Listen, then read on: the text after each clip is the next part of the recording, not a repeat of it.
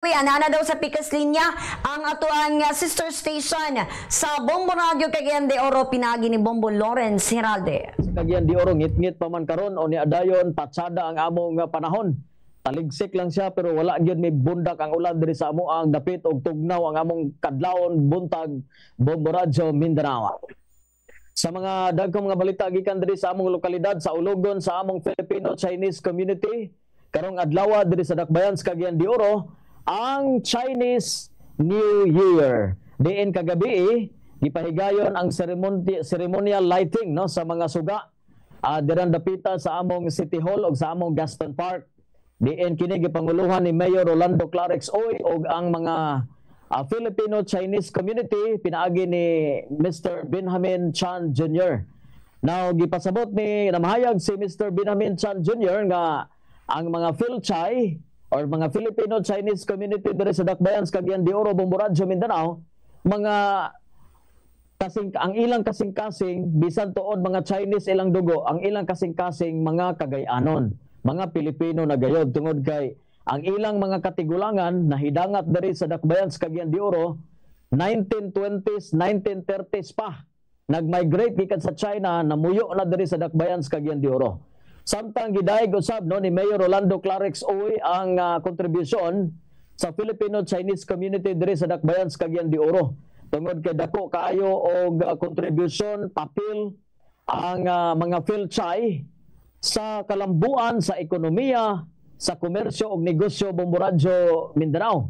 No, diin ang atong mga Phil-Chai mao gyud mga investors, mga negosyante, mga dagkong negosyante dinhi sa among Dakbayan sa Cagayan de Oro.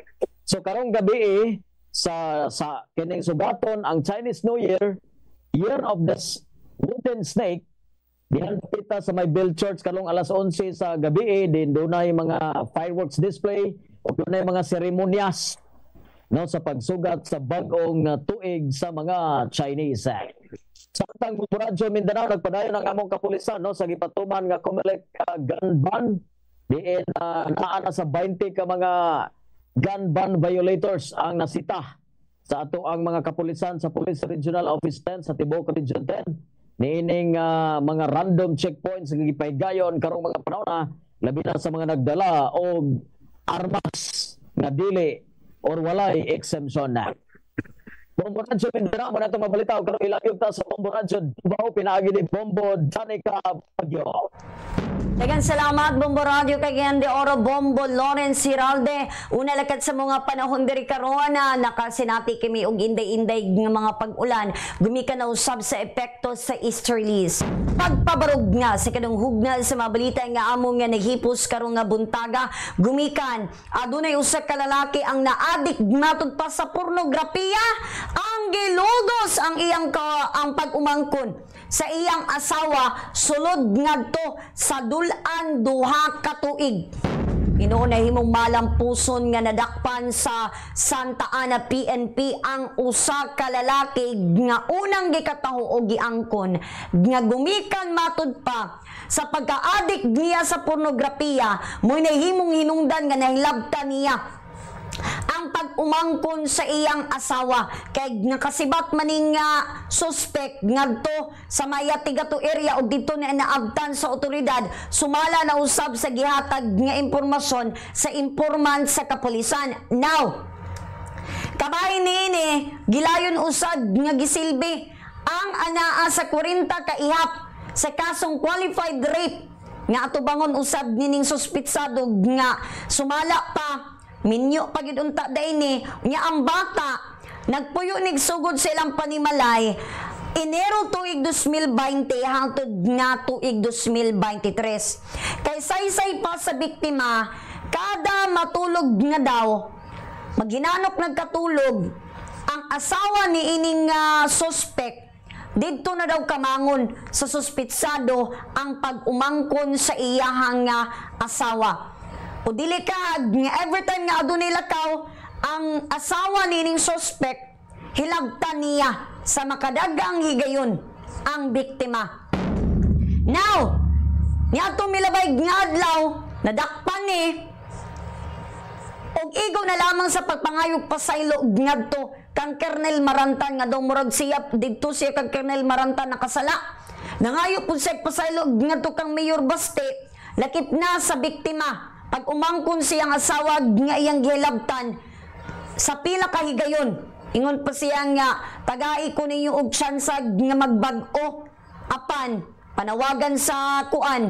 Ingon man ang biktima pursigido nga magpasakag kaso batok na usab sa suspetsado. Wapod niya gilimod, wapod niya nga giangko na nga tawag nini. Ingon man gipanghimakak no ang iyang gibuhat apan ngadto na lang daw siya sa korte mo istorya sa tanan niyang pamahayag. Ang bata gipailawom na usab ngadto sa counseling apan very traumatic daw gyapon ni ngadto sa bata gumikan lagi nga di siya kalimot no. Ngadto sa iyang nasinatian nga trauma nga inay maglipay-lipay, magdula-dula apan gipanamastamasan ang iyahang pagkabatanon. Samtang hisgutan ng Chinese New Year, gumikan kaya andam na usab no ang 200 ka mga personahe nga i-deploy. Pinaagi na usab sa tabang sa Public Safety Security Office nga gipanguluhan niya Sir Angel Sumagaysay, ang head sa maong ahensya nga sumala pa subli kining nagpahinumdog ngadto sa tanan nga buot no nga motambong karong nga adlaw alas 6 sa gabi ini magsugod ang aktibidad nga mulungtad og 3 ka oras matud pa og ginalauma na nga motambong ang anaa sa 300 ka mga guests lakip nga niini sa ihap ang General Consul sa Chinese Embassy nga si Shao Shijin nga sumala palagi daw nga subli kini nga nagpahinumdom ngadto sa mga katawan sa mga do's and don'ts ingon man ang bawal nga pagsuot og jacket, kalo, bagpacks, lakip na ang pagdala og kani nga mga tawag nini tumbler nga dili matod pa daw nga transparent at the same time ang pag-bomb joke. Now, nangimbita usab no ang maong personahe ngadto sa tanan nga mamahimong i-enjoy ang aktibidad gumikan kay dako usab matod pa ang nahimo nga kontribusyon sa Chinese community dinhi mismo sa Davao City aron na usab sa pagpalambo sa ekonomiya niining among dakbayan. Bombo Radio Philippines Mindanao area mao kanang pagpabarog sa kadang hugna atong ipasa ang linya ngadto sa Bombo Radio Jensen pinaagi ni Bombo Louie Aguilar. Salamat Bombo Radio Davao, Bombo dari ka Baguio, Bombo Radio Philippines Mindanao area mayong buntag kanatong tanan o nalakas sa panahon diri karon sa General Santos napabiling nga mapakanuron ang kawanangan pero kagahapon kagabi diri mga pag-ulan nga among nasinatian mabitaw nga bugnaw ang among palibot unya basa-basa karon palibot Bombo Radio Mindanao tungkol sa pag-ulan kagabi. Sa ikatulong hugna sa mga balita sa Bombo Reports Mindanao Connection, nagpadayon karon ang investigasyon sa among kapulisan sa Lagao. May kalabutan sa nahitabong pagpamusil sa ilang area of responsibility ang kundi ng biktima o sa kini ka real estate agent na ilang si Binji Kublan nga taga Barangay Katanggawan ning among dakbayan. Daw sumala pa sa kapulisan nga kining biktima napabilin karon nga ginaobserbaran sa among mananambal tungod kay under observation tungod sa igo sa likod nga bahin sa iyang ulo o sa iyang likod nga bahin. Gipusil ni siya sa duha ka mga suspect gamit ang kalibre 45 nga armas. Now karon ang kapulisan may person of interest na og ang nakita nga motibo may kalabutan sa trabaho ang iyang pagka real estate agent.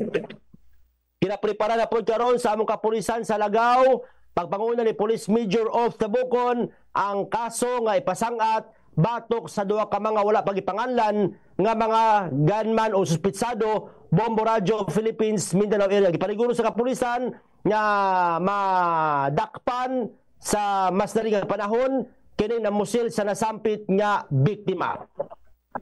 Samtang sa Pikas Bahay na ilhan na gyud sa among traffic enforcement unit ang driver sa SUV nga naka-hit and run patay sa biktima nga 21 anyos nga babayi. nga kundiin nahitabo kini alas 11 sa gabi sa may Nursery Road, Lagaw ning among dakbayan.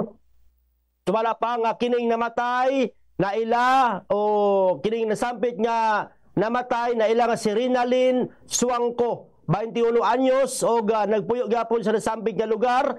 Kani kini nga gibanggaan pagkahuman ni sibat ang driver sa SUV palayo o gani wala man lang gitabangan kining biktima nga madala sa ospital Bombo Radio Philippines Mindanao area. Ang mga tao nga nakaagi mao pa nitabang ani mao ni nga lagot ang pamilya. Nadiskubrihan karon nga ang suspect di ay kining driver nga nakahit-andran didto ni dagan sa Gayan de Oro kay nahadlok na siya kay basig kung motabang siya basig kuno siya makulatahan o unsa ba nataranta daw siya o sa kabalo sa gibati niya. So ayang relatives ni adto sa TIO kang Police Lieutenant Colonel Pauya o namahayag nga posible karong adlaw may dangat sa Jensan gigagayan kini nga nagpangalang Jamil Abdullah nga mamatod pa nakahit-anran ni adtong nasampit nga biktima nga nalakalong gihaya sa usa ka lokal nga punerarya ning among dakbayan. So bala pa nga duha lang ni either mo pasangat og kaso ang tagtungod or maariglo kini Bombo Radio Philippines pinagi sa pag-execute og affidavit of desistance kining suspect og kauban ang pamilya sa mga pamilya sa namatyan. Bombo Radio Philippines Mindanao area, may itulong hugna sa balita sa Bombo Reports Mindanao Connection. Atong ipasa ikaapat sa Bombo Radio Botuan, pinagi ni Bombo Benji Barasan. Salamat Bombo Loiglar sa Bombo Radio Jansan. Sa malagad sa panahon, mabugnaon ang among palibot. Doon ay ginagmay pagtutaligsik, nagkulis maot pa po, damong kawanangan karong mga orasa.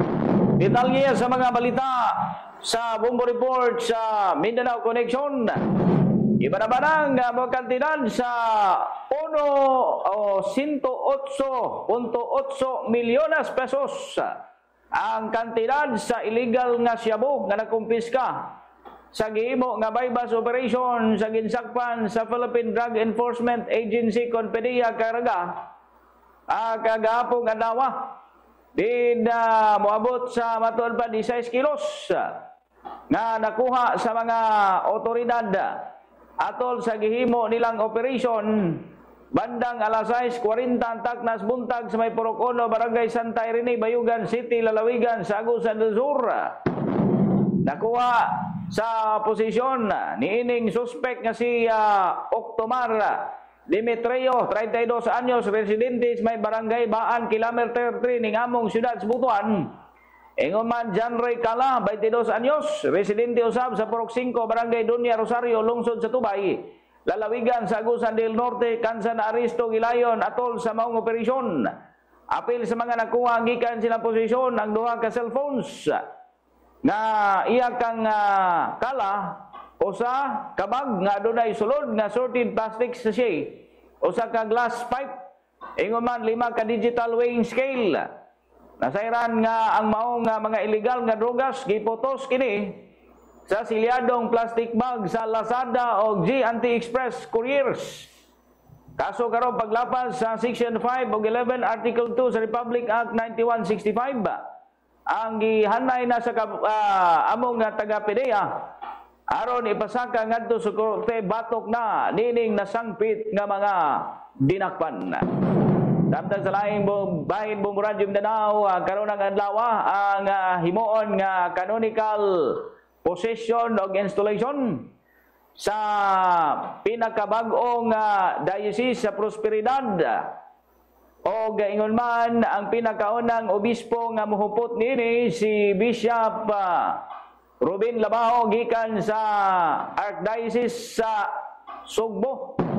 Kagapon mainiton siyang gidawat sa mga agsurnon o agusanon ang iyang paggidangat diri sa among area pinagi sa dunggos barko gikan Cebu dapitas lungsod sa Nasipit dayon padayogdog dito dapitas probinsya sa Agusan del Sur kansa miatubang gilayon kinis media og pagkagabi dunay programa nga giprepara alang niini uban usab sa mga opisyal sa lokal nga paggabanan sa lalawigan sa Agusan del Sur.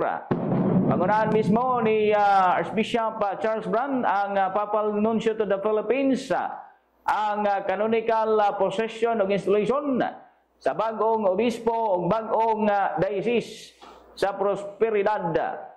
Ang naibutang sa may lungsod sa Prosperidad, Dalawigan sa Agusan del Sur.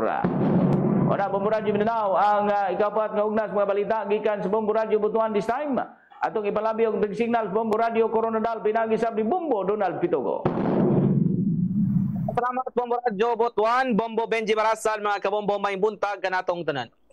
Paspanyan post kayan sa Rodal Karabuntag sa Martes, pit 78 sa bulan sa Enero 2025, hawa na mo ang kawanangan. O gula po natala ang pag-ulan sa mong dakbayan sa binabang 12 oras among area of responsibility. Oras na sa ikalimang hugna sa mga balita sa Tawang Reports Mindanao Connection. Patay ang usa ka gisuspetsahan nga driver sa ranay tanim suspects sa usa ka community checkpoint dinhiya sa amuang dakbayan, particularmente na sa barangay Namnama, Coronadal City sa Cotabato. Inipatay ko permar ni Police Lieutenant Colonel Hober Tapang Antonio, hepe sang Coronadal City PNP sa pagiginabi sa mga radyo Coronadal. Sumala pa sa hepe, gikilala ang suspect nga si alias Yanyan nga taga barangay Tamnag, Lutayan Sultan Kudarat, og si alias Mumu nga maoy taga barangay Amali, Lutayan Sultan Kudarat. Sumala pa kang Antonio samtang nagapatigayon sa checkpoint operation ang ato ang mga otoridad sa barangay Namnama, boundary ka na mga kabombo sang Lutayan o South Cotabato, Sultan Kudarat. Nakitaan nga na ay riding tandem criminals o riding tandem, nga ginayon ginbalabagan sa otoridad. Bangod, wala plate number, sumala pa o gulay helmet kay ti diri sa Coronadal, no helmet, no travel policy ang amuang otoridad. Dugang pa ni Antonio, wala po imisulod ang suspect sa mga pulis na may resulta sa kumusyon o argumento o sumala sa otoridad, gi-attempt sumala pa sa suspect nga ilugon ang armas ka pulis nga naka-deploy sa checkpoint. O residente nga na pusil si Yanyan na-recover sa motor sa duwa ka riding in tandem ang pakete sa ginatuhang shabu. Ginala si Yanyan sa malapit nga malibulungan apang gin-deklarar ganito na rival. Sa dugang pa, preparado man ang pagpasaka karon sa kapulisan sa kaso kay Mumu nga maukining upod kaupdanan pod niyan. Sa karon, gipanginwala pod sa minista suspect ang alegasyon nga may sukol sumala pang suspect sa kapulisan. Kaya lagi even sa ato ang discussion, daghan pod nagapahayag nga walay lagi gukod o guaygok danay, wala po'y ilugay sa pusil ang natabo. Kaghangkat karon sa pamilya sang ginaligar nga suspect ipagwa ang closed circuit television footage sa checkpoint sa maong lugar aron masayran kung unsa ba ang tudtod nga tabo. Kay sa karon sumala pa sa pamilya sa ginaligar nga suspect, wala lagi kini sang background nga naay kilabtanan sa ilegal nga droga o wala pod ni sang background nga naay motor napping incident o mga kriminalidad sa ilang lugar. So, sa karon, ginahangkat sa pamilya sa suspect ang kapulisan o otoridad nga ipagwas ang closed circuit television footage kay lagi na ay mga information nga migawas pod nga kining pulis nga naka-destino din sa checkpoint mga kabombo, Mindanawans, gipukpok ka ang iyahang service firearm sa ulo sa biktima o wala po may sukol ang biktima unya gitiro sa maong pulis. So para maatagan o klaruhan tanan, ginahangkat karon sa pamilya sa suspect nga ipagwas ang closed circuit television footage sa boundary checkpoint sang Sultan Kudarat o South Cotabato, partikularmente na sa mga banwa sa Lutayan o siyudad sa Coronadal. Mao kada na i-post naton nga balita nagikan sa area of responsibility sa Bombo Radio Coronadal. Atong ibalik ang koneksyon sa Bombo Radio Cagayan de Oro, pinay kang Bombo Lawrence Heralde. Bombo Radio Mindanao, mao kana atong mga balita sa Bombo Report sa Mindanao Connection sa adlaw karon nga Martes, Enero 28. Atong nakauban sa Bombo Radio Davao si Bombo Danica Baguio, sa Bombo Radio Jansan si Bombo Louie Aguilar, sa Bombo Radio Butuan si Bombo Benji Barasan, sa Bombo Radio Coronadal si Bombo Donald Pitogo. Gikan diri sa Bombo Radio Cagayan de Oro, ako si Bombo Lawrence Heralde para sa pambansang radyo ng Pilipinas, Basta Radio Bombo. O ka na mga kabombo ang naglangkob sa itong Bombo Reports Mindanao Connection oras